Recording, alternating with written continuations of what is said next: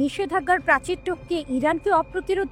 পশ্চিমা বিশ্বের একের পর এক নিষেধাজ্ঞা যেন তেহরানকে থামাতে পারছে না, বরং প্রতিটি নতুন চাপের মুখে ইরান যেন আরো বেশি করে তার সামরিক ও পারমাণবিক শক্তি অর্জনের পথে এগিয়ে যাচ্ছে। প্রশ্ন উঠেছে, দিনের পর দিন নিষেধাজ্ঞা দিয়েও যুক্তরাষ্ট্র বা ইউরোপ কি কোনোদিন ইরানকে পরাজিত করতে পারবে, নাকি তেহরান এখন এক অপ্রতিরোধ শক্তিতে পরিণত হওয়ার পথে? পশ্চিমা দেশগুলোর বাণিজ্যিক নিষেধাজ্ঞা যখন ইরানের অর্থনীতিকে জর্জরিত করছে, ঠিক তখনই তেহরানের বিজ্ঞানীরা নীরবে কিছু একটা গড়ে তুলছে। সম্প্রতি ইরান হঠাৎ করেই জাতিসংঘের পরমাণু সংস্থা IAEA এর সাথে তাদের গুরুত্বপূর্ণ সম্পর্ক সাময়িক স্থগিত করেছে। এর কারণ ফ্রান্স, জার্মানি এবং যুক্তরাজ্যের পক্ষ থেকে ইরানের বিরুদ্ধে নতুন করে স্নায়বিক প্রক্রিয়া জারি করে বাণিজ্যিক নিষেধাজ্ঞার চাপ সৃষ্টি করা। তেহরান এর জবাবে পরিষ্কার জানিয়ে দিয়েছে, NPT চুক্তি থেকে তারা সাময়িকভাবে সরে আসছে। এর ফলে জাতিসংঘের সংস্থাটি আর ইরানের পারমাণবিক কার্যক্রমের ওপর সরাসরি তদারকি করতে পারবে না। ইরানের পররাষ্ট্রমন্ত্রী আব্বাস আরাকচি খোলাখুলি বলেছেন, যদি জাতিসংঘের এমন কোনো প্রস্তাব আসে যা ইরানের অধিকার ও জাতীয় স্বার্থ রক্ষা করে, তবেই তারা চুক্তিতে ফিরবে। এই সিদ্ধান্ত আন্তর্জাতিক মহলে জল্পনা বাড়িয়েছে। তবে কি এবার ইরান পারমাণবিক অস্ত্র তৈরি করতে চলেছে? 6টি পরমাণু অস্ত্র তৈরির উপাদান ও ক্ষেপণাস্ত্রের পাল্লা বৃদ্ধি। চলতি বছরের জুন মাসে IAEA তাদের এক বিবৃতিতে জানিয়েছিল, ইরানের হাতে 400 কেজি ইউরেনিয়াম মজুদ আছে, যা দিয়ে দেশটি নিমিষেই 6টি পারমাণবিক অস্ত্র তৈরি করতে সক্ষম। ইসরায়েলের সাথে সাম্প্রতিক সংঘাতের পর সেই ইউরেনিয়াম এখন কোথায় তা নিয়ে আন্তর্জাতিক মহলে চরম উদ্বেগ।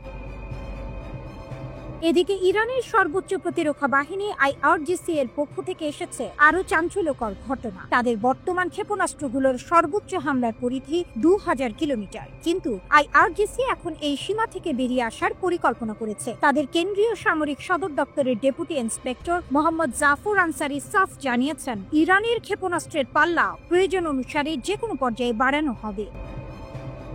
পশ্চিমা বিশ্ব দীর্ঘদিন ধরেই দাবি করে আসছে, ইউরেনিয়াম সমৃদ্ধকরণের মাধ্যমে ইরান পারমাণবিক অস্ত্র তৈরি করতে চায় এবং সেই মারণাস্ত্র বহনের জন্য তারা শক্তিশালী ক্ষেপণাস্ত্র গড়ছে। যদিও ইরানের সর্বোচ্চ নেতা আয়াতুল্লাহ আলী খামেনি বারবারই এই দাবি অস্বীকার করে বলেছেন, তেহরান মূলত বেসামরিক খাতের উন্নয়নে ইউরেনিয়াম ব্যবহার করবে। তবে সামরিক বিশ্লেষকদের মতে, বেসামরিক কাজের জন্য 60% পরিশুদ্ধ ইউরেনিয়ামের কোনো প্রয়োজন নেই।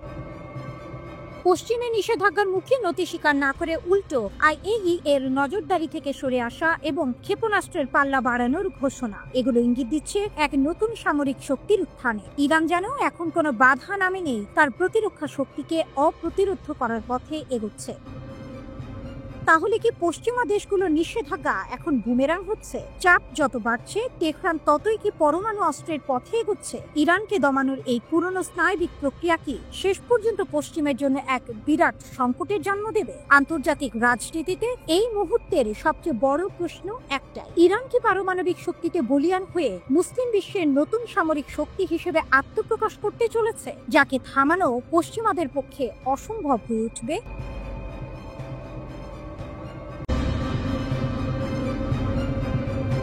ইরান আবারও বিশ্ব রাজনীতির কেন্দ্রবিন্দুতে। একদিকে যুক্তরাষ্ট্র ও ইসরায়েলের হুমকি, অন্যদিকে রাশিয়ার সহযোগিতায় 8টি নতুন পরমাণু বিদ্যুৎ কেন্দ্র নির্মাণের ঘোষণা। তেহরানের এই সিদ্ধান্তে মধ্যপ্রাচ্যে নতুন করে যুদ্ধের আশঙ্কা দেখা দিয়েছে।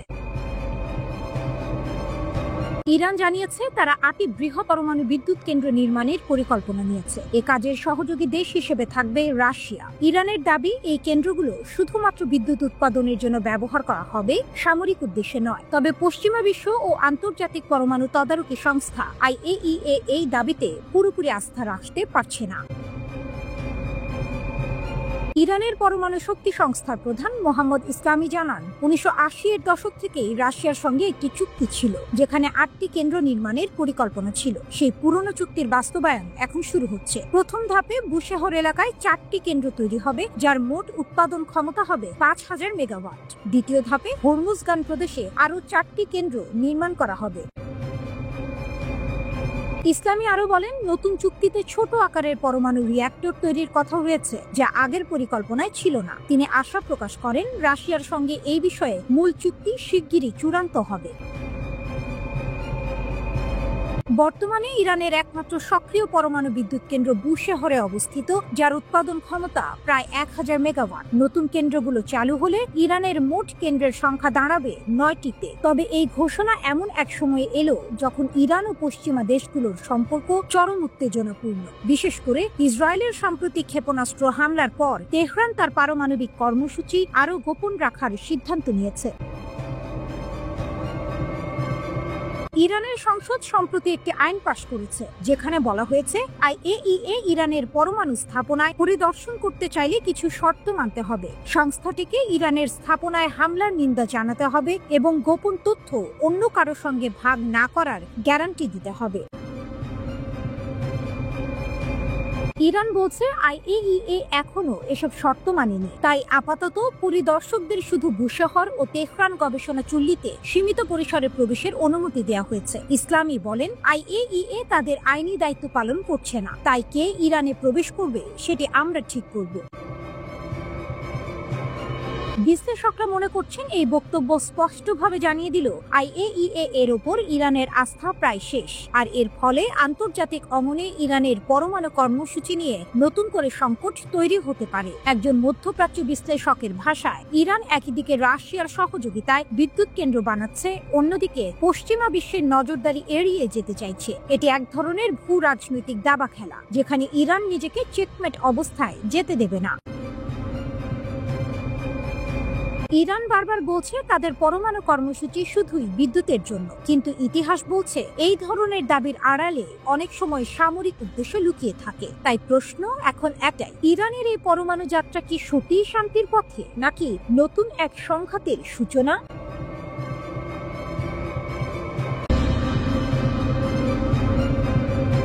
গাজায় নতুন শক্তির আবির্ভাব, হামাসের জন্য নতুন হুমকি। ট্রাম্পের মধ্যস্থতায় গাজায় যুদ্ধবিরতি চুক্তি কার্যকর হওয়ার মাত্র কয়েকদিন পরেই সেখানে দেখা দিয়েছে নতুন অস্থিরতা। মার্কিন বিশ্ব সমর্থিত শান্তির আড়ালে এখন গাজা যেন আরেকটি সংঘর্ষের মুখোমুখি, এইবার নিজস্ব জনগণের ভেতরে। জনগণের সেনাবাহিনী নামে এক নতুন সশস্ত্র দল আত্মপ্রকাশ করেছে, যারা দাবি করছে যে তারা উত্তর গাজার বেশ কিছু অঞ্চল দখল করেছে। এই দলটি হামাসের বিরুদ্ধে সরাসরি চ্যালেঞ্জ ছুড়ে দিয়েছে, যা গাজার রাজনৈতিক ভারসাম্যে নতুন ঝড় তুলেছে। একটি ভিডিও প্রকাশ পেয়েছে যেখানে মুখোশধারী ভারী অস্ত্র সজ্জিত একদল মানুষ হামাসের উদ্দেশ্যে বার্তা দিচ্ছে, আমরা জনগণের সেনাবাহিনী, আমরা উত্তর গাজার অসংখ্য অংশে নিয়ন্ত্রণ নিয়েছি বলে তারা ঘোষণা করে। ভিডিওতে আরো বলা হয়, হামাস আমাদের নিয়ন্ত্রিত এলাকায় প্রবেশের চেষ্টা করলে আমরা কঠোর জবাব দেব। এটি কোনো হুমকি নয়, প্রতিশ্রুতি। তাদের দাবি হামাসের অত্যাচারের যুগ শেষ হয়েছে, এখন গাজা নতুনভাবে গড়া হবে। গৃহযুদ্ধের আশঙ্কা। এই ঘোষণার পর থেকেই গাজার বাতাসে গৃহযুদ্ধের গন্ধ ভাসছে। ইসরায়েলি প্রতিরক্ষা বাহিনী যুদ্ধবিরতির অংশ হিসেবে গাজা থেকে সরে গেলেও গাজাবাসী এখন এক অভ্যন্তরীণ লড়াইয়ের ভয়ে দিন কাটাচ্ছে। স্কাই নিউজের তথ্যে জানা গেছে, এই নতুন দলটির নেতৃত্বে আছেন এক মুখোশধারী নেতা, যার পরিচয় এখনো প্রকাশ করা হয়নি। বিশেষজ্ঞরা বলছেন এই দলটি হয়তো হামাস বিরোধী গোত্র বা পুরনো মিলিশিয়াদের পুনর্গঠন থেকে গড়ে উঠেছে।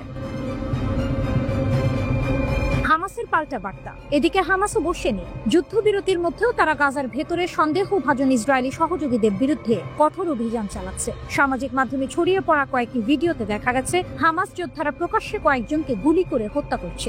রয়টার্স জানিয়েছে, ভিডিওগুলোর সময় ও স্থান স্বাধীনভাবে যাচাই করা সম্ভব হয়নি, তবে ঘটনাগুলো হামাসের নিয়ন্ত্রণ পুনঃপ্রতিষ্ঠার প্রচেষ্টার ইঙ্গিত দিচ্ছে। হামাস এক সময় মার্কিন প্রেসিডেন্ট ডোনাল্ড ট্রাম্পকে বর্ণবাদী ও অরাজকতার কারিগর বলেছিল। গাজা সম্পর্কে তিনি অযৌক্তিক দৃষ্টিভঙ্গি পোষণ করেন বলেও আখ্যা দিয়েছিল ফিলিস্তিনের স্বাধীনতাকামী সংগঠনটি। তবে সেপ্টেম্বরে নজিরবিহীন এক ফোন আলাপের পর হামাসের মধ্যে বিশ্বাস জন্মেছিল তারা সব জিম্মিকে মুক্তি দিলে ট্রাম্প হয়তো ইসরায়েলকে শান্তি চুক্তিতে বাধ্য করতে পারবে। ইসরায়েলি এমন জিম্মি এতদিন গাজা যুদ্ধে হামাসের বড় হাতিয়ার ছিল, দুই ফিলিস্তিনি কর্মকর্তা এমনটা জানিয়েছেন। মার্কিন প্রেসিডেন্ট ডোনাল্ড ট্রাম্প মঙ্গলবার হুঁশিয়ারি উচ্চারণ করে বলেন, ফিলিস্তিনের সশস্ত্র গোষ্ঠী হামাস যদি অস্ত্র না ফেলে তবে আমরাই তাদের নিরস্ত্র করব। মধ্যপ্রাচ্য সফরে গিয়ে গাজা যুদ্ধবিরতির চুক্তি উদযাপন করার একদিন পরেই ট্রাম্প এই বক্তব্য দিয়েছেন। তিনি আরো বলেন, তারা জানে আমি খেলা খেলছি না, এটা খুব দ্রুত হবে এবং সম্ভবত সহিংসভাবে। ট্রাম্প বলেন, আমি হামাসকে বলেছি তোমরা নিরস্ত্র হবে এবং তারা বলেছে জি স্যার, আমরা নিরস্ত্র হব। তিনি জানান এই বার্তা তিনি সরাসরি নয় বরং আমার লোকদের মাধ্যমে হামাসের কাছে পৌঁছে দিয়েছেন। তবে তিনি স্পষ্ট করেননি হামাসকে নিরস্ত্র করার ক্ষেত্রে কারা অংশ নেবে বা এতে যুক্তরাষ্ট্রের সামরিক বাহিনী জড়িত থাকবে কিনা। যুদ্ধবিরতিতে গাজায় ফের শক্ত হাতে নিয়ন্ত্রণ নিচ্ছে হামাস। যুদ্ধবিরতির পর গাজায় যেন নতুন এক অধ্যায় শুরু হয়েছে। ধ্বংসস্তূপের ভেতর রক্তে মিশে আছে নিয়ন্ত্রণের লড়াই, আর সেই শূন্যতার মাঝে আবার মাথা তুলেছে হামাস। নিজের পতাকা উঁচু করে ঘোষণা করছে, গাজা এখনো আমাদের। গাজার রাস্তায় দেখা গেছে মুখোশধারী সশস্ত্র হামাস গোষ্ঠীদের টহল। সিএনএন এর প্রতিবেদনে বলা হয়েছে, ইসরায়েলি বাহিনীর দখলমুক্ত উত্তর গাজার কয়েকটি এলাকায় হামাসের নিয়ন্ত্রণ ফের প্রতিষ্ঠিত হচ্ছে। বাজারে, রাস্তায়, ধ্বংসপ্রাপ্ত ভবনের সামনে সর্বত্রই তারা ফিরিয়ে আনছে সেই পুরনো কর্তৃত্বের আবহ। যুদ্ধবিরতির কয়েকদিন পরেই হামাস শুরু করেছে সহযোগীদের শিকার অভিযান। তাদের দাবি, গাজায় ইসরায়েলের হয়ে কাজ করা বিশ্বাসঘাতকদের খুঁজে বের করা এখন সবচেয়ে গুরুত্বপূর্ণ কাজ। এই কঠোর পদক্ষেপের পেছনে রয়েছে স্পষ্ট বার্তা, গাজা নিয়ন্ত্রণ কোনো বিদেশি বা প্রতিদ্বন্দ্বী দলের হাতে যাবে না। আশরাক আল আওসাত জানিয়েছে, জাবালিয়া এবং আশপাশের শিবিরগুলোয় হামাসের অভ্যন্তরীণ নিরাপত্তা বাহিনী এবং সামরিক গোয়েন্দা ইউনিট পুরোপুরি মোতায়েন রয়েছে। তারা এখন শুধু টহল নয়, তথ্য সংগ্রহ ও অভিযান চালাচ্ছে। কিন্তু এই দৃশ্যপটের ভেতরেও লুকিয়ে আছে নাটকীয় মোড়। দক্ষিণ গাজায় কিছু স্থানীয় গোষ্ঠী হামাসের এই পুনর্গঠনের বিরোধিতা শুরু করেছে। প্রতিবেদনে বলা হয়েছে, এই গোষ্ঠীগুলোর পেছনে ইসরায়েলের প্রত্যক্ষ সহায়তা রয়েছে বলে অভিযোগ উঠেছে। তবুও হামাস পিছু হটেনি, বরং একে একে প্রতিটি চ্যালেঞ্জকে তারা পরিণত করছে শক্তিতে। হামাসের মুখপাত্র জানিয়েছেন, আমরা বেসামরিক প্রশাসনের দায়িত্ব অন্যদের দিতে প্রস্তুত, কিন্তু আমাদের অস্ত্র কখনো জমা দেব না। এই বক্তব্যে স্পষ্ট হয়ে যায়, হামাসের জন্য অস্ত্র শুধু প্রতিরক্ষা নয়, অস্তিত্বের প্রতীক। বন্দি বিনিময়ের সময় গাজার রাস্তায় হামাসের বিশাল সামরিক কুচকাওয়াজে সেই অস্তিত্ব যেন আরো স্পষ্ট হয়েছে। কালো পতাকা, মুখোশধারী যোদ্ধা আর স্লোগানে গর্জে উঠেছে গাজা, যেন বার্তা দিয়েছে, আমরা এখনো আছি এবং শক্তিশালী। তবে ইসরায়েল ও পশ্চিমা শক্তিগুলো এটিকে দেখছে ভিন্ন চোখে। তারা আশঙ্কা করছে, এই পুনর্গঠন ভবিষ্যতের আরো সংঘর্ষের পূর্বাভাস হতে পারে। তবুও বাস্তবতা একটাই, গাজায় এখন হামাস ফিরে এসেছে। ধ্বংসের মাঝে তারা গড়ছে নতুন শৃঙ্খলা, নতুন বাস্তবতা। শত্রু ভাবছিল তারা ভেঙে পড়বে, কিন্তু হামাস ফিরেছে আরো দৃঢ়, আরো নিয়ন্ত্রিত, আরো শক্ত হাতে। গাজার মাটিতে যুদ্ধ থেমেছে হয়তো, কিন্তু শক্তির লড়াই চলছে এখনো। হামাস জানিয়েছে, তাদের লক্ষ্য হলো গাজায় নিরাপত্তা শূন্যতা ও লুটপাট ঠেকানো আর অরাজকতা বন্ধ করা। ফিলিস্তিনি ছিটমহল গাজায় হামাস যে নিরাপত্তা অভিযান পরিচালনা করছে, তার জন্য তাদের একটি সবুজ সংকেত দেওয়া হয়েছে বলে যুক্তরাষ্ট্রের প্রেসিডেন্ট ডোনাল্ড ট্রাম্প জানিয়েছেন। গাজা যুদ্ধ শেষ করার জন্য ট্রাম্প যে পরিকল্পনা হাজির করেছেন, তাতে সম্মতি দিয়ে চুক্তি স্বাক্ষর করেছে ইসরায়েল ও হামাস। ট্রাম্পের এই পরিকল্পনার প্রস্তাব অনুযায়ী গাজা যুদ্ধ শেষ করতে ফিলিস্তিনি স্বাধীনতাকামী সংগঠন হামাসকে অবশ্যই নিরস্ত্রীকরণ করতে হবে এবং গাজার শাসন ক্ষমতা থেকে তাদের সরে যেতে হবে। ইসরায়েলের বহুমুখী যুদ্ধে কিভাবে ইয়েমেনের বিদ্রোহীরা হলো আঞ্চলিক শক্তি। গাজায় যখন যুদ্ধবিরতির নরম আলো জ্বলছে, তখন মধ্যপ্রাচ্যের আকাশে আরেকটি নীরব পরিবর্তন ঘটেছে। ইয়েমেনের হুথি যোদ্ধারা, যারা 2 বছর ধরে ইসরায়েল ও তার মিত্র জাহাজের উপর অবিচল হামলা চালিয়েছিল, হঠাৎই থেমে গেছে। কিন্তু থেমে গিয়েও তারা এখন আলোচনার কেন্দ্রে, কারণ এই থেমে যাওয়া মানে পরাজয় নয়, বরং শক্তির প্রকাশ।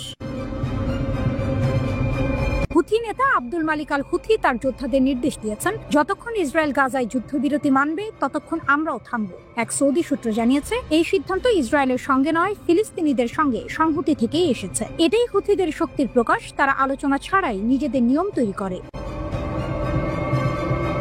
ইসরায়েল ও হামাসের যুদ্ধ যখন মধ্যপ্রাচ্যকে কাঁপিয়ে দিচ্ছিল, তখন হুথিরা নিঃশব্দে কিন্তু কার্যকরভাবে নিজেদের অবস্থান বদলে নিচ্ছিল। একসময়ের বিদ্রোহী গোষ্ঠী আজ এক গুরুত্বপূর্ণ আঞ্চলিক শক্তিতে পরিণত হয়েছে। কিংস কলেজ লন্ডনের প্রতিরক্ষা বিশ্লেষক আন্দ্রেয়াস গুরিক বলেন, মাত্র 2 বছরে হুথিরা এক অরাষ্ট্রীয় শক্তি হিসেবে অসাধারণ সামরিক সক্ষমতা দেখিয়েছে। লোহিত সাগরে তাদের আক্রমণ বিশ্ব বাণিজ্যকে কাঁপিয়ে দিয়েছে। ইউরোপ থেকে এশিয়াগামী জাহাজগুলোকে বাধ্য করেছে আফ্রিকার দক্ষিণ প্রান্ত ঘুরে যেতে। ফলে সামুদ্রিক বাণিজ্য 70% পর্যন্ত কমে গেছে। ইসরায়েলি প্রতিশোধের মধ্যেও হুথিরা একের পর এক আঘাত হেনেছে। দক্ষিণ ইসরায়েলের র্যামন বিমানবন্দর থেকে শুরু করে ইলাতের হোটেল, তাদের মিসাইল হামলা বারবার ইসরায়েলি প্রতিরক্ষাকে অচল করেছে। মার্কিন যুক্তরাষ্ট্র যখন ইয়েমেনে হামলা চালায় তখনও হুথিরা থামেনি, বরং পাল্টা আক্রমণে বাধ্য করেছে আমেরিকাকে পিছু হটতে। লেবাননের বিশ্লেষক আলী রিজক বলেন, হুথিরা আমেরিকাকে ইসরায়েল থেকে আলাদা হতে বাধ্য করেছে। এটা ছোট কিছু নয়। আমেরিকা $1 বিলিয়ন বেশি খরচ করেও ইয়েমেনের আকাশে শ্রেষ্ঠত্ব দেখাতে ব্যর্থ হয়েছে।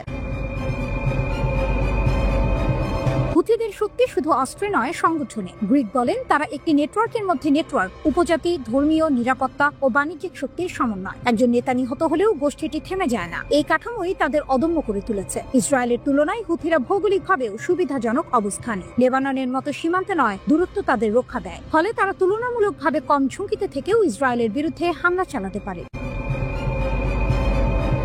হুথিদের এই লড়াই শুধু সামরিক নয়, এটি একটি আখ্যানমূলক বিজয়। ইয়েমেন বিশেষজ্ঞ আরওয়া মুগদাদ বলেন, লোহিত সাগরে হুথিদের হস্তক্ষেপ তাদের অভ্যন্তরীণ বৈধতা বাড়িয়েছে এবং আন্তর্জাতিক স্বীকৃতি এনে দিয়েছে। আরব বিশ্বের নীরবতার মাঝে তারা যেন একমাত্র কণ্ঠ, যারা গাজার জন্য অস্ত্র তুলে নিয়েছিল। একসময় যাদের বলা হতো ইরান সমর্থিত বিদ্রোহী, আজ তারা প্রতিরোধ অক্ষের কেন্দ্রীয় শক্তি। গ্রিগের ভাষায়, তারা একমাত্র আরব শক্তি যারা নিয়মিতভাবে ইসরায়েলের ভেতরে আঘাত হেনেছে। জাতিসংঘের তথ্য বলছে, 2022 সালে হুথি যোদ্ধার সংখ্যা ছিল 2,20,000, যা এখন বেড়ে দাঁড়িয়েছে 3,50,000-এ। গাজার যুদ্ধ হুথিদের জন্য এক পতাকা তৈরি করেছে, যার চারপাশে জনগণ একত্র হয়েছে। যদিও শাসন ব্যবস্থা দুর্বল, তবুও সমর্থন বেড়েছে।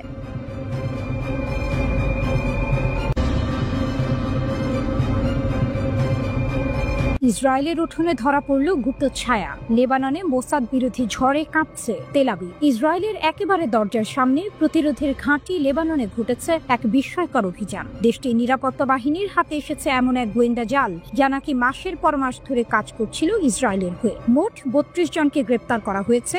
অভিযোগ, তারা সবাই মোসাদের জন্য তথ্য সংগ্রহ করেছিল। একজন বিচার বিভাগীয় কর্মকর্তা সংবাদ মাধ্যম AFP-কে জানিয়েছেন, যুদ্ধবিরতি কার্যকর হওয়ার আগেই 6 জন সন্দেহভাজনকে আটক করা হয়েছিল। বাকিদের মধ্যে 9 জনের বিচার ইতিমধ্যেই সম্পন্ন হয়েছে লেবাননের সামরিক আদালতে। বাকি 23 জন এখনো জিজ্ঞাসাবাদের মুখে। লেবাননের আইনে ইসরায়েলের সাথে যে কোনো যোগাযোগে কঠোর অপরাধ, দোষী প্রমাণিত হলে 25 বছর পর্যন্ত কারাদণ্ডের শাস্তি। আর এবার সেই আইনের ছায়াতেই ফাঁসছে ইসরায়েলের গুপ্ত জাল। হিজবুল্লাহর শত্রুদের উন্মোচন। লেবাননের কর্মকর্তারা জানিয়েছেন, ধরা পড়াদের অনেকেই হিজবুল্লাহ সদস্যদের নাম, অবস্থান, এমনকি তাদের চলাচলের সমন্বয় তথ্য সরবরাহ করছিল ইসরায়েলি গোয়েন্দাদের কাছে। সেই তথ্যের সূত্র ধরেই ইসরায়েল সাম্প্রতিক হামলায় হিজবুল্লাহর একাধিক জ্যেষ্ঠ নেতাকে লক্ষ্যবস্তুতে পরিণত করেছিল বলে সন্দেহ। বিচার বিভাগের সূত্র আরো জানায়, 2 দোষী সাব্যস্ত গুপ্তচরকে 7 ও 8 বছরের সশ্রম কারাদণ্ড দেওয়া হয়েছে। আরেকজন হিজবুল্লাহর সাথে যুক্ত এক ধর্মীয় গায়ক, তার বিরুদ্ধে অভিযোগ অর্থের বিনিময়ে মোসাদের জন্য কাজ করেছিলেন। অর্থনৈতিক ধস, বিশ্বাসের পতন। লেবাননের অর্থনীতি যখন 2019 সালের পর থেকে ধসে পড়ে, তখনই শুরু হয় এক নতুন অধ্যায়। অনলাইনে ছড়িয়ে পড়ে সন্দেহজনক প্রস্তাব, সহজ উপার্জন, কম ঝুঁকি, আর সেখানেই লুকিয়ে ছিল ইসরায়েলের ফাঁদ। কর্মকর্তারা বলছেন, বহু নাগরিক সেই লোভে পড়ে অজান্তেই গুপ্তচর বৃত্তির পথে পা বাড়িয়েছিল। একজন আটক ব্যক্তি সরবরাহ করা তথ্যের ভিত্তিতেই এপ্রিল মাসে এক হিজবুল্লাহ কর্মকর্তা ও তার ছেলেকে হত্যা করা হয়েছিল বলে ধারণা করা হচ্ছে। প্রতিরোধের ঘাঁটিতে বজ্রপাত। নিরাপত্তা সূত্র জানিয়েছে, ইসরায়েল হিজবুল্লাহর সাথে সম্পর্কিত যানবাহনের তথ্য, ঠিকানা ও স্থাপনার ছবি চাইছিল, কিন্তু এজেন্টকে এমনকি বৈরুতের অস্ত্র ডিপো ও কমান্ড সাইট পর্যবেক্ষণের দায়িত্ব দেওয়া হয়েছিল। কিন্তু এবার সেই নেটওয়ার্ক ভেঙে দিয়েছে লেবাননের গোয়েন্দারা। হিজবুল্লাহর সতর্কবার্তা। হিজবুল্লাহর ঘনিষ্ঠ সূত্রগুলো জানিয়েছে, যে হাত আমাদের ভিতর থেকে বিশ্বাসঘাতকতা করবে, তাকে আমরা রেহাই দেব না। প্রতিরোধ ফ্রন্ট এখন আগের চেয়ে আরো সতর্ক, আরো ঐক্যবদ্ধ। তাদের মতে, এই অভিযান শুধু কয়েকজন গুপ্তচরকে ধরার ঘটনা নয়, এটি ইসরায়েলের মুখে সোজা এক টপেটাঘাত। লেবাননের প্রতিরোধের প্রতিজ্ঞা আর জনগণের বিশ্বাস, সব মিলিয়ে এখন তেল আবিবের নিঃশ্বাস ঘন। কারণ লেবানন শুধু বন্দী করেছে 32 জন সন্দেহভাজনকে নয়, তারা ধরেছে ইসরায়েলের গোপন চোখ, সেই অন্ধকারের চশমা যার আড়ালে লুকিয়েছিল প্রতিরোধকে দুর্বল করার ষড়যন্ত্র। হিজবুল্লাহর পতাকা এখনো উঠছে, দক্ষিণ লেবাননের বাতাসে এখনো শোনা যাচ্ছে প্রতিরোধের স্লোগান। বার্তা স্পষ্ট, গুপ্তচর ধরা পড়েছে, কিন্তু প্রতিরোধ এখনো জীবন্ত, আরো শক্তিশালী।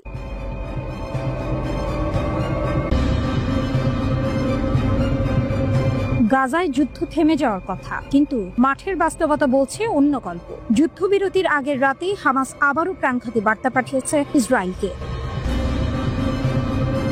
ইসরায়েলি প্রতিরক্ষা বাহিনী আইডিএফ জানিয়েছে, গাজার উত্তরাংশে 7টি এলাকায় হামাসের এক স্নাইপারের গুলিতে নিহত হয়েছেন ইসরায়েলি সেনা মাইকেল মর্দেকাই নাখমানি। তিনি ছিলেন আইডিএফ এর কমব্যাট ইঞ্জিনিয়ারিং ব্যাটালিয়নের সার্জেন্ট ফার্স্ট ক্লাস, দক্ষিণ ইসরায়েলের ডিমোনা শহরের বাসিন্দা। এই ঘটনা ঘটেছে ঠিক তখন যখন ইসরায়েল যুদ্ধবিরতির প্রথম ধাপে গাজা থেকে সেনা প্রত্যাহার শুরু করেছে। অর্থাৎ যুদ্ধ শেষ হওয়ার ঠিক আগ মুহূর্তে হামাস যেন বলল, আমরা এখনো আছি।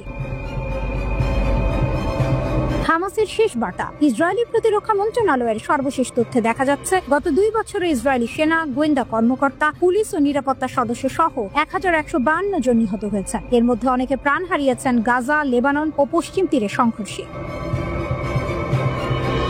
বিশ্লেষকেরা বলছেন, হামাসের সাম্প্রতিক এই হামলা প্রতীকী। ইসরায়েলের সেনা প্রত্যাহারের ঠিক সময়টিকে বেছে নিয়ে হামাস দেখাতে চেয়েছে তারা এখনো কেবল বেঁচে নেই, প্রতিরোধ চালিয়ে যাওয়ার সামর্থ্যও রাখে। গাজার 7টি এলাকায় হামাসের স্নাইপারদের উপস্থিতি প্রমাণ করে সংগঠনটির সামরিক নেটওয়ার্ক এখনো সক্রিয়, যদিও বহু নেতাকে হারিয়েছে তারা। অন্যদিকে যুদ্ধবিরতির প্রথম ধাপ বাস্তবায়নের প্রস্তুতি নিতে নিতে ইসরায়েলি বাহিনী আবারও গাজা শহরে বিমান হামলা চালায়। ফিলিস্তিনি গণমাধ্যমের খবরে বলা হয়, সাবরা এলাকায় একটি ভবনে আঘাত হানে ইসরায়েলি বিমান। গাজা সিভিল ডিফেন্স জানায়, কমপক্ষে 40 জন ধ্বংসস্তূপের নিচে আটকা পড়েছেন। এই হামলা এমন সময়ে ঘটল যখন ইসরায়েল ও হামাস উভয় পক্ষই যুক্তরাষ্ট্রের মধ্যস্থতায় যুদ্ধবিরতির চুক্তিতে সই করেছে। মিশরের রাজধানী কায়রোয় সম্পূর্ণ এই চুক্তির অধীনে প্রথম ধাপে বন্দী বিনিময় ও মানবিক সহায়তা পৌঁছানোর পরিকল্পনা রয়েছে।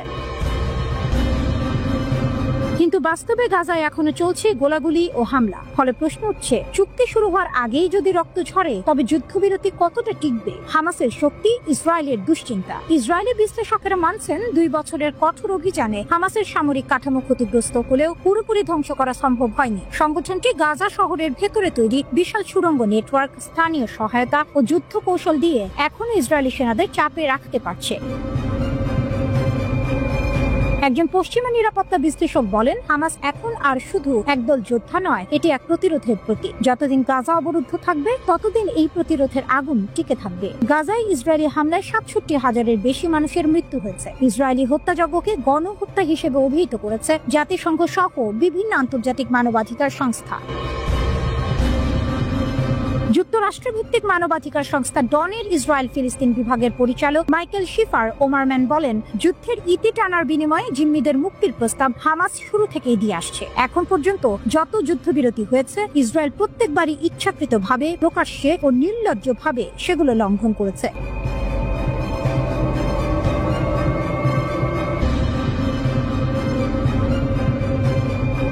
ইরানি ক্ষেপণাস্ত্র পাল্লা থেকে সব সীমা তুলে নিলেন খামেনি। তেহরানের সিদ্ধান্তে কাঁপছে ইসরায়েল। ইরান আবারও দেখিয়ে দিল তাদের প্রতিরক্ষার সিদ্ধান্তে কারো হাত নেই। দেশের সর্বোচ্চ নেতা আয়াতুল্লাহ আলী খামেনি নাকি তুলে নিয়েছেন ক্ষেপণাস্ত্র কর্মসূচির সব সীমাবদ্ধতা। এমন দাবি উঠে এসেছে ইরানের সংসদের ভেতর থেকেই।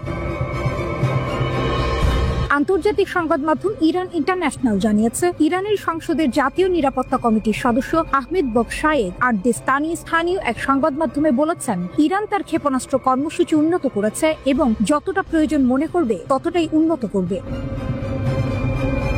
তার দাবি অনুযায়ী আগে খামেনি ক্ষেপণাস্ত্রের পাল্লা 2200 কিলোমিটার পর্যন্ত সীমিত রাখার নির্দেশ দিয়েছিলেন, কিন্তু এখন সেই সীমা তুলে নেওয়া হয়েছে। এর মানে ইরানের ক্ষেপণাস্ত্র এখন শুধু মধ্যপ্রাচ্য নয়, ইউরোপের দিকেও তা করে থাকতে পারে। আরদেস্তানির ভাষায়, তেহরান আর কোনো নির্দিষ্ট সীমা মানবে না, কারণ এটি আমাদের সামরিক শক্তির সবচেয়ে গুরুত্বপূর্ণ উপাদান। আমরা আমাদের নিরাপত্তা ও প্রতিরক্ষার স্বার্থ অনুযায়ী সিদ্ধান্ত নেব, অন্য কারো চাপে নয়। এই এক বাক্যেই যেন ইরানের বার্তা স্পষ্ট। তেহরান এখন নিজের পথে হাঁটছে, আর কেউ সেই পথ থামাতে পারবে না। তবে বিষয়টি এখনো আনুষ্ঠানিকভাবে নিশ্চিত করেনি তেহরান, কিন্তু রাজনৈতিক বিশ্লেষকরা বলছেন, যদি এই সিদ্ধান্ত সত্য হয় তবে এটি ইরানের প্রতিরক্ষা নীতিকে এক ঐতিহাসিক পরিবর্তনের সূচনা। কারণ গত জুনে ইরান ও ইসরায়েলের মধ্যে যে ভয়াবহ উত্তেজনা দেখা দিয়েছিল, সেই ঘটনার পর থেকেই তেহরান তার সামরিক অবস্থান আরো দৃঢ় করছে।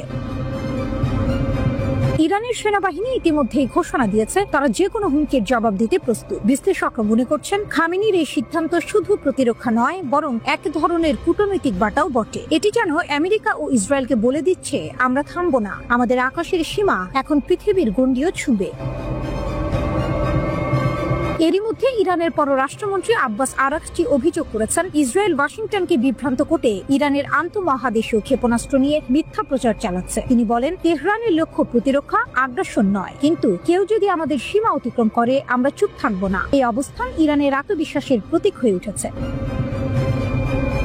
যে দেশ একসময় আন্তর্জাতিক নিষেধাজ্ঞায় নিঃস্ব হয়ে পড়েছিল, সেই দেশ আজ নিজের প্রযুক্তি, নিজের বিজ্ঞান, নিজের মাটির শক্তিতে তৈরি করেছে হাজার কিলোমিটার দূরের শত্রু ধ্বংস করার ক্ষমতা। বিশ্লেষকদের মতে এই সিদ্ধান্ত মধ্যপ্রাচ্যে নতুন করে শক্তির ভারসাম্য বদলে দিতে পারে। সৌদি আরব, ইসরায়েল ও যুক্তরাষ্ট্র যেখানে তেহরানের অগ্রগতি ঠেকাতে মরিয়া, সেখানে খামেনির এই পদক্ষেপ যেন বলছে, আমরা ভয় পাই না, আমরা প্রস্তুত। তেহরানের আকাশ এখন শুধু রক্ষা নয়, প্রতিরোধের প্রতীক। আর খামেনির এক সিদ্ধান্ত যেন নতুন করে লিখে দিল, ইরানের ক্ষেপণাস্ত্রের সীমা নেই, সীমা কেবল তাদের প্রতিজ্ঞায়।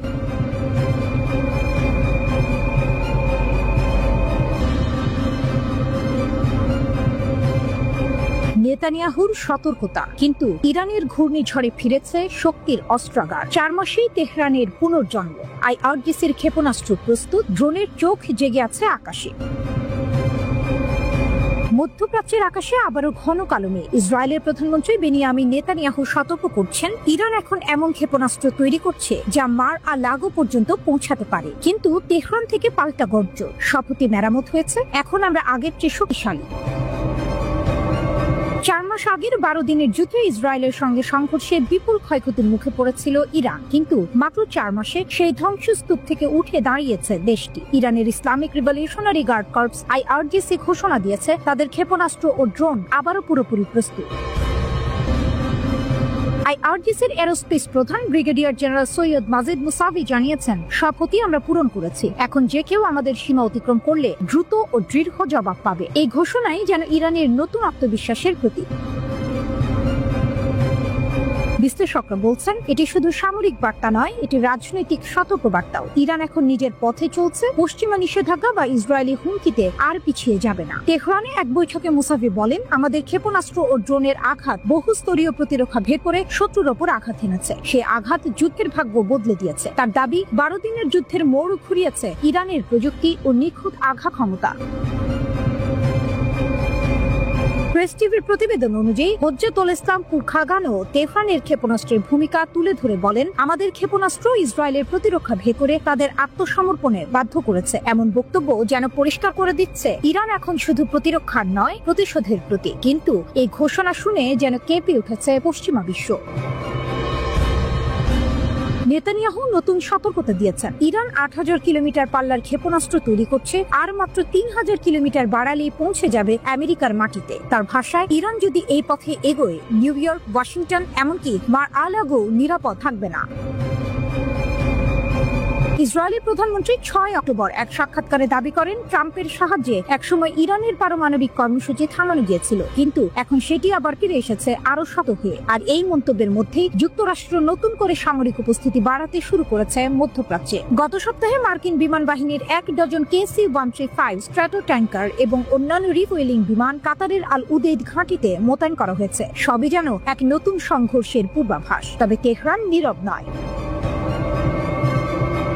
ইরানের বার্তা স্পষ্ট, আমরা যুদ্ধ চাই না, কিন্তু কেউ যদি আগুন ছোঁয় আমরা ঝড় বইয়ে দেব। 4 মাসে পুনর্গঠিত এই অস্ত্রাগার এখন ইরানের গর্ব। একটি দেশ যে একসময় নিষেধাজ্ঞায় পিষ্ট ছিল, এখন তার আকাশে ভাসছে আত্মবিশ্বাসের ডানা। আর সেই ডানা হয়তো এখন ছুঁয়ে ফেলবে দিগন্তেরও ওপারে, যেখানে নেতানিয়াহু শঙ্কা দেখেন আর ইরান দেখে নিজের গৌরব।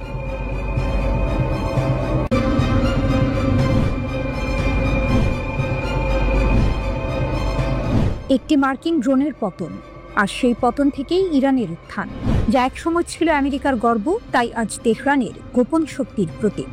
2011 সাল কাশ্মীরের কাছে বিধ্বস্ত হয় মার্কিন যুক্তরাষ্ট্রের এক অত্যাধুনিক গোপন ড্রোন RQ-170 সেন্টিনেল। খবর ছড়িয়ে পড়ে দ্রুত, কিন্তু এর পেছনের গল্প ছিল আরও চমকপ্রদ। ইরানের বিপ্লবী গার্ড বা IRGC শুধু সেটিকে উদ্ধারই করেনি, বরং এর সিগন্যাল জ্যাম করে GPS পথভ্রষ্ট করে সেটিকে নিজেদের হাতে নামিয়েছে, এমনটাই জানিয়েছে ওয়াইনেট নিউজ। সেই একটি ঘটনার পর শুরু হয় ইরানের প্রযুক্তি বিপ্লব। তেহরান ড্রোনটিকে রিভার্স ইঞ্জিনিয়ারিং করে তৈরি করে নিজের সংস্করণ শাহেদ 171 সিমোর্গ। এই ড্রোনটি দেখতে প্রায় মার্কিন মডেলের মতোই, কিন্তু সম্পূর্ণ দেশীয় প্রযুক্তিতে নির্মিত। এটি 2200 কিলোমিটার পর্যন্ত উঠতে পারে এবং মধ্যপ্রাচ্যের আকাশ জুড়ে নজর রাখতে সক্ষম 3D রাডার প্রযুক্তির সাহায্যে। একটি মাত্র বিধ্বস্ত ড্রোন থেকে তৈরি হয় এক পুরো স্টেলথ সাম্রাজ্য। সিমোর্গের নকশা থেকে ইরান গড়ে তোলে 5টি নতুন স্টেলথ UAV। এর মধ্যে সবচেয়ে উন্নত শাহেদ 191, যা একটি মিনি জেট ইঞ্জিনে চলে ও 500 কিলোমিটার দূরে লক্ষ্যবস্তুতে আঘাত হানতে পারে। এর হালকা সংস্করণ শাহেদ 181, যেটি পুনরুদ্ধার মিশনে ব্যবহৃত হয় এবং আরও দীর্ঘ পরিসর কভার করতে পারে। 2021 সালে ইসরায়েলি F-35 যুদ্ধবিমান 2টি শাহেদ 181 ড্রোন গুলি করে নামায়। অভিযোগ ছিল ড্রোনগুলো পশ্চিম তীরের সেলগুলোর জন্য পিস্তল, ম্যাগাজিন ও প্রচারণামূলক সামগ্রী বহন করছিল, কিন্তু ইরানের দাবি এটি ছিল শুধুই গোয়েন্দা মিশন। ইরানের এই স্টেলথ ড্রোনগুলো পিকআপ ট্রাক থেকে লঞ্চ করা যায় এবং স্কিড ব্যবহার করে যে কোনো রাস্তায় অবতরণ সম্ভব, যা তাদের করে তুলেছে অত্যন্ত মোবাইল ও দ্রুত প্রতিক্রিয়াশীল। স্টেলথ পরিবার: শাহেদ 171 সিমোর্গ নজরদারির জন্য, শাহেদ 191 আক্রমণের জন্য, শাহেদ 181 রিকনাইসেন্স মিশনের জন্য, শাহেদ 161 আত্মঘাতী হামলার জন্য, আর শাহেদ 141 হালকা আক্রমণ ও গোয়েন্দাগিরির জন্য ব্যবহৃত হয়। তবে কেন দেখা যায় না এই ভয়ঙ্কর বহরকে? সামরিক বিশ্লেষকদের মতে কারণ দুটি। প্রথমত, খরচ। স্টেলথ ড্রোন বানাতে লাগে কোটি কোটি ডলার। দ্বিতীয়ত, গোপনীয়তা। বেশি ব্যবহার করলে ইসরায়েল তাদের রাডার সিগনেচার বুঝে ফেলবে, যা ভবিষ্যৎ যুদ্ধের জন্য মারাত্মক বিপদ ডেকে আনতে পারে। তাছাড়া ইরান জানে কখন কি ব্যবহার করতে হয়। সস্তা শাহেদ 136 ড্রোন মাত্র $20,000 তৈরি হয় এবং গণহারে উৎপাদিত হয়, তাই গাজার মতো সংঘাতে ইরান সেগুলোকেই প্রাধান্য দেয়, আর উন্নত স্টেলথ ড্রোনগুলোকে রাখে বিশেষ যুদ্ধের জন্য, উপসাগরীয় দেশ বা সৌদি আরবের মতো প্রতিদ্বন্দ্বীর বিরুদ্ধে ব্যবহারের লক্ষ্যে। আজ সেই আটক ড্রোনের ছায়া থেকে ইরান গড়ে তুলেছে এক ভয়ঙ্কর প্রযুক্তি সাম্রাজ্য। ভূগর্ভস্থ হ্যাঙ্গারে অপেক্ষা করছে তাদের মিনি B2 বাহিনী, যে কোনো মুহূর্তে আকাশে উড়ে এসে বদলে দিতে পারে মধ্যপ্রাচ্যের যুদ্ধের সমীকরণ। একটি মার্কিন ভুল ইরানের জন্য হয়ে উঠেছে এক অমর শিক্ষা। যে আকাশে তার একসময় লক্ষ্য ছিল, আজ সেখানে তারাই শিকারী।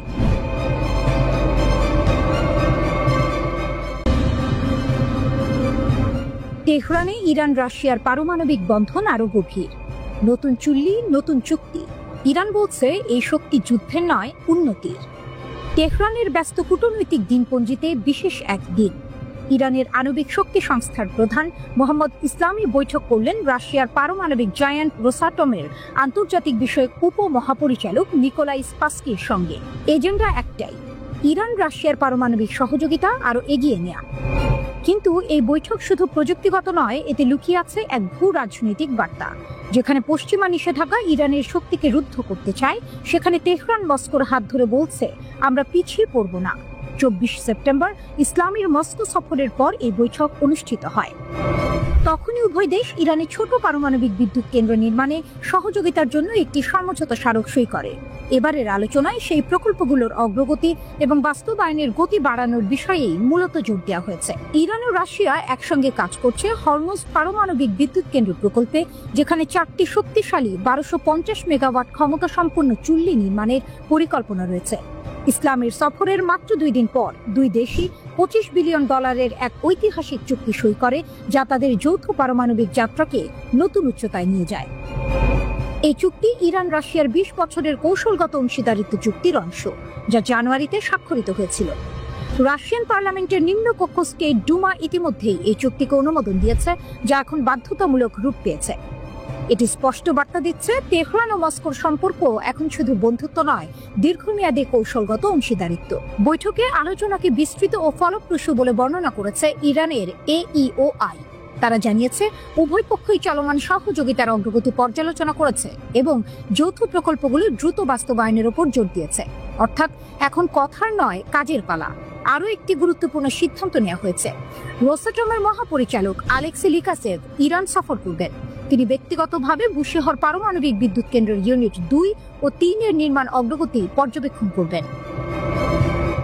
দক্ষিণ ইরানের রাশিয়ার সহযোগিতায় তৈরি এই কেন্দ্র আজ ইরানের শক্তির প্রতীক হয়ে উঠছে। বিশ্লেষকরা বলছেন এই নতুন অধ্যায় ইরানের জন্য 3টি দিক থেকে তাৎপর্যপূর্ণ। প্রথমত, এটি পশ্চিমা অবরোধের মাঝেও ইরানের প্রযুক্তিগত স্থিতি প্রমাণ করছে। দ্বিতীয়ত, এটি রাশিয়ার সঙ্গে ইরানের রাজনৈতিক ও কৌশলগত বন্ধনকে আরও দৃঢ় করছে। তৃতীয়ত, এটি ইরানের শক্তি নীতিতে স্বনির্ভরতা ও প্রতিরোধ এর দর্শনকে নতুনভাবে প্রতিষ্ঠা করছে। ইরান বারবার বলছে তাদের পারমাণবিক কর্মসূচি সম্পূর্ণ শান্তিপূর্ণ উদ্দেশ্যে, কিন্তু এই শান্তি যেন এক দৃঢ় শক্তির মধ্যেই নিহিত, যেখানে প্রতিটি চুল্লি শুধু বিদ্যুতের উৎস নয়, বরং ইরানের আত্মনির্ভরতার আগুন। পশ্চিম যখন চাপ বাড়ায়, ইরান তখন প্রযুক্তির আলোয় পথ খোঁজে। তেহরান এখন বার্তা দিচ্ছে পারমাণবিক শক্তি আমাদের অধিকার আর সহযোগিতা আমাদের উত্তর। উপসাগরে যুদ্ধের গল্প। ইরান বলছে আমাদের জাহাজে ছোঁয়ার চেষ্টা করলেই প্রতিশোধ হবে।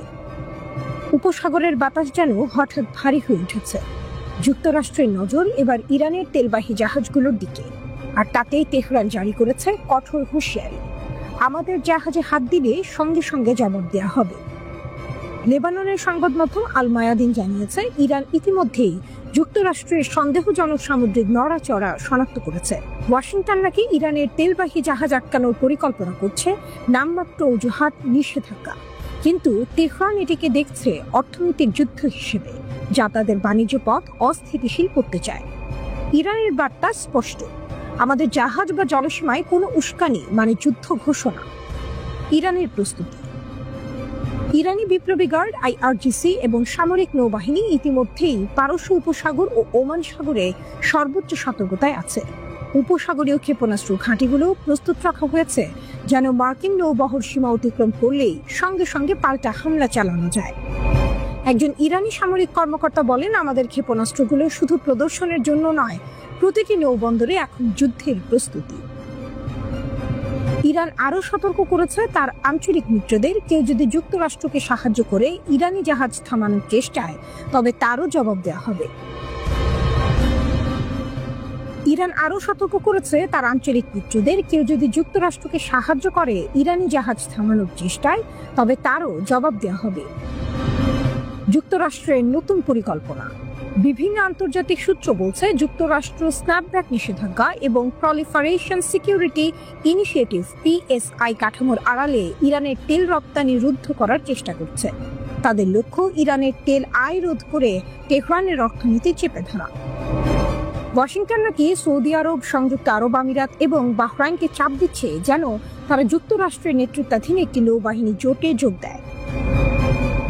কিন্তু আল মায়াদিন বলছে অনেক আঞ্চলিক দেশ এই অভিযানে যোগ দিতে অনিচ্ছুক, কারণ সবাই জানে ইরানের সঙ্গে সরাসরি সংঘাতে জড়ানো মানে পুরো উপসাগরকে আগুনে পরিণত করা। ইরানের শক্তি ও বার্তা। ইরানের নৌ ক্ষমতা এখন আগের যে কোনো সময়ের চেয়ে বেশি। আধুনিক ড্রোন, জাহাজ বিধ্বংসী ক্ষেপণাস্ত্র ও সমুদ্র ভিত্তিক রাডার সিস্টেম দিয়ে তেহরান তৈরি করেছে এক অদৃশ্য ঢাল, যা পারস্য উপসাগরের ওপর ছায়া ফেলেছে। তেহরান বলছে আমাদের জাহাজ শুধু তেল বহন করে না, তারা ইরানের মর্যাদাও বহন করে। যারা তা থামাতে চাইবে তাদের মুখোমুখি হতে হবে ইরানের লোহার মুষ্টির। বিশ্লেষকরা বলছেন এটি কেবল তেল পরিবহন নিয়ে টানাপোড়েন নয়, এটি আসলে শক্তি প্রদর্শনের নতুন অধ্যায়।